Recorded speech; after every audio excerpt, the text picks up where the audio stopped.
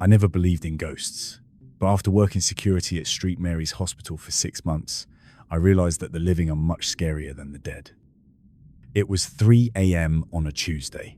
The hospital is huge, and at night, the East Wing is completely shut down to save on power. That night, I was alone on patrol with just my radio and flashlight. I had just finished the stairwells and was walking towards the basement elevators, which are right next to the morgue. When I walked past the morgue, I heard a loud metal clang, like the sound of a steel tray dropping.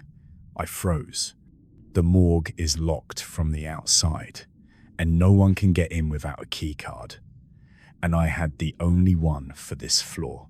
I tried to radio dispatch, but all I got was static. I walked toward the double doors, thinking it was probably just the pipes. I mean, old buildings make weird noises, right? But when I looked through the small viewing window of the morgue doors, I saw it. One of the body cooler drawers was pulled open a few inches. I swiped my card and pushed the door open, calling out security. "Is someone in here?" My voice echoed in the room. I walked over to the open drawer and grabbed the handle to push it shut, but it wouldn't move. It felt like someone was pulling it from the inside. My heart was pounding fast and my hands were shaking. I pulled the drawer open, and what I saw wasn't a body. It was a man. He was alive, curled up in a ball, and wearing dirty hospital scrubs that were way too big for him. He didn't look scared. He actually looked very calm. The man looked up at me slowly and smiled in a strange, unnatural way and whispered, "Is it time to wake up?" I didn't answer. I ran straight to the guard station, locking the door behind me. By the time police arrived, the unit was empty and every drawer was closed. The only thing left behind was a set of wet footprints leading to the air vent.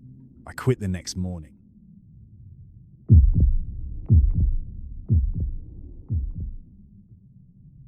I thought the worst part of working the graveyard shift was being alone. I was wrong. When you work overnight at a gas station, you usually see the same 5 people every night. That's why you notice quite quickly when someone you don't recognize shows up. I was working alone at this gas station in the middle of nowhere.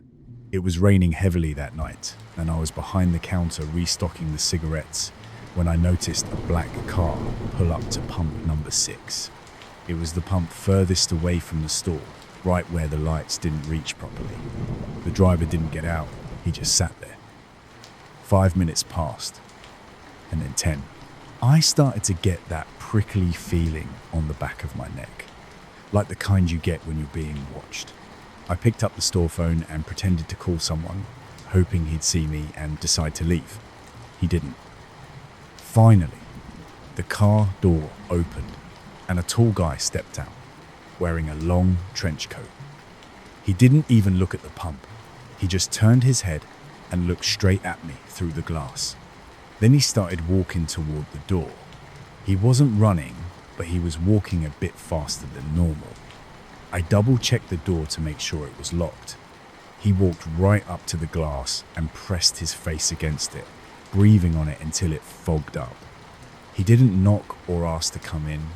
With his finger, he wrote "open" in the condensation. I shook my head and said no. He erased it slowly and wrote "now." I reached under the counter for the panic button. As soon as I touched the button, he stopped and looked down at my hand. There was no way he could see it because it was blocked by the counter, but he was staring as if he had X-ray vision. He gave me a weird smile and then tapped the glass once and turned around. I kept watching until he walked to his car, got in, and drove off. I let out a breath I didn't know I was holding. My hands were shaking and I needed a smoke to calm down. I reached into my pocket for my lighter and my keys, but I only felt the lighter. I checked my back pockets, but they were empty. I checked the counter, but nothing there. I started to panic.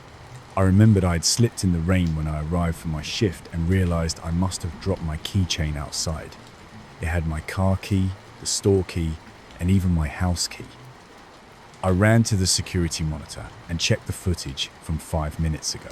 I saw the man in the trench coat stop before walking to the window. He bent down, picked something up off the ground, and held it up to the light. He didn't leave because I scared him off. He left because he found my house key, and he knows I'm stuck here until 6 a.m. Most people hate the feeling of being watched, but what's worse is when you realize you were looking at the wrong person the whole time. I used to work the night shift at a 24-hour laundromat. It was a boring job, and I spent most of the time scrolling through my phone while the machines hummed. I usually saw the same few people every night. One night, around 3 a.m., a guy walked in carrying a small plastic bag. He was wearing a high-visibility work vest, similar to the ones construction workers wear. He looked completely normal, just tired. He walked over to a washer in the back, which couldn't be seen from the front windows. About 20 minutes later, I noticed he was sitting on one of the folding tables, staring at me. Every time I looked up from my phone, he was looking straight at me. I didn't even see him blink. I tried to ignore him, but he got up and walked over to the vending machine near my desk. He didn't buy anything. He just stood there, looking at his reflection in the glass. "Can I help you with something?" I asked, trying to sound calm. He didn't turn around. He just said, "You have a nice watch." I looked down at my wrist. I was wearing an old silver watch my dad had given me. I replied, "Thanks," and he turned to face me and said, "I bet you never take it off."